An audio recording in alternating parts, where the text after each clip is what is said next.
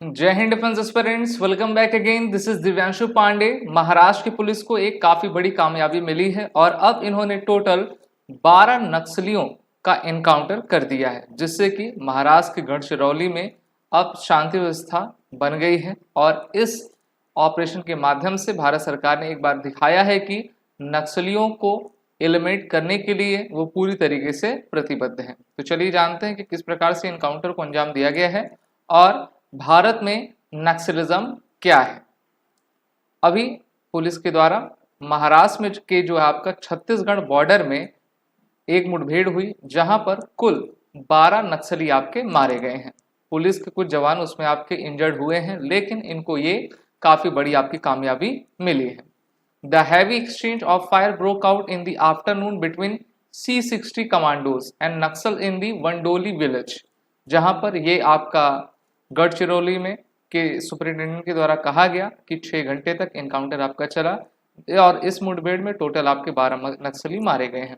सिर्फ इतना ही नहीं, इनके पास कई सोफिस्टिकेटेड हथियार बरामद किए गए हैं, जिसमें 3 AK-47 की rifles, 2 INSAS rifle, 1 carbine, 1 SLR मिली है।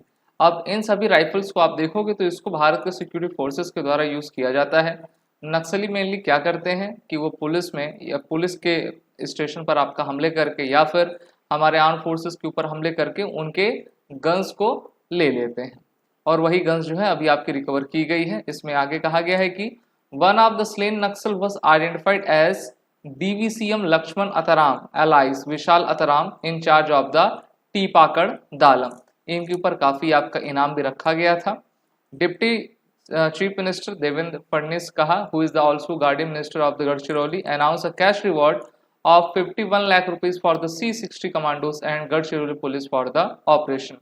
तो 51 लाख रुपए का जो है पुरस्कार जो कमांडोज और पुलिस बल आपका शामिल थे इस इनकाउंटर में, उनको दिया जाएगा। और महाराष्ट्र सरकार अपने पुलिस बल को एक तरीके से मोटिवेट कर रही है, जिससे कि वो आगे भी नक्सलियों के खिलाफ इस प्रकार से कठोर कार्रवाई कर सकें। अगर हम डेटा देखें कि भारत में नक्सलिज्म की प्रॉब्लम कहां पर है और इनके कितने नंबर्स हैं, तो हमको ये प्राप्त होता है कि as per sources in Gadchiroli police 137 naxalites were killed in encounter with police from 2017 to 31st October 2022. These numbers stood at 15 2018 and 49 2021. तो लगातार जो है पुलिस को काफी कामयाबी मिल रही है। और यहाँ पर भारत के अगर आप नक्शे को देखोगे, थोड़ा सही नक्शा बना दूं यहाँ पर, ठीक है, तो यहाँ पर आपके कुछ फुटप्रिंट्स हैं जहाँ पर ये इस टेररिज्म के नक्सलिज्म की प्रॉब्लम आपकी काफ़ी बड़ी हुई है। टेररिज्म अलग होता है और नक्सलिज्म बिल्कुल आपका अलग रहा करता है। वहीं पर जो नक्सलिज्म है वो वेस्ट बंगाल के नक्सलवाड़ी विलेज से निकला है, ये टर्म निकला है, क्योंकि 1967 में ये समस्या वहाँ पर आपकी उत्पन्न हुई थी। ये समस्या मेनली जो है संभ्रांत और जो आपके गरीब लोग हैं उनके बीच की खाई को देखकर आपका पैदा किया गया था, जिसमें नक्सलिज्म को मेनली लाने वाले कानू सान्याल और जगन संथाल था। 1967 में इन्होंने पश्चिम बंगाल से इसकी शुरुआत की थी, और शुरुआत जब हुई तो काफ़ी उसमें जो है हत्याएं हुई, और इस कारण से भारत सरकार को कई ऑपरेशन चलाने पड़े। 21st सेंचुरी में अगर हम देखें तो भारत सरकार के द्वारा ऑपरेशन ग्रीन हैंड 2010 में चलाया गया था। उस समय प्रधानमंत्री मनमोहन सिंह जी थे। साथ ही साथ 1971 में सबसे बड़ा ऑपरेशन चलाया गया था इंदिरा गांधी के सरकार में, जिसका नाम था ऑपरेशन स्टेपल चेज, जिसमें 20,000 नक्सलियों को पकड़ा गया और सैकड़ों उसमें नक्सली आपके मारे भी गए थे। अभी महाराष्ट्र सरकार के द्वारा एक नया बिल लाया गया है, जिससे कि नक्सलिज्म, अर्बन नक्सलिज्म को जो आपका काउंटर किया जा सके। The BJP-led Mahua Youth government tabled the Maharashtra Special Public Security Bill 24 on Thursday, which aims to curb Naxalism in the urban areas. अब तो ये आपका नक्सलिज्म की समस्या रूरल नहीं बल्कि अर्बन एरियाज में लगातार बढ़ती जा रही है। Maharashtra special public security bill 24 will give several powers to the government and the police machinery in combating unlawful activities.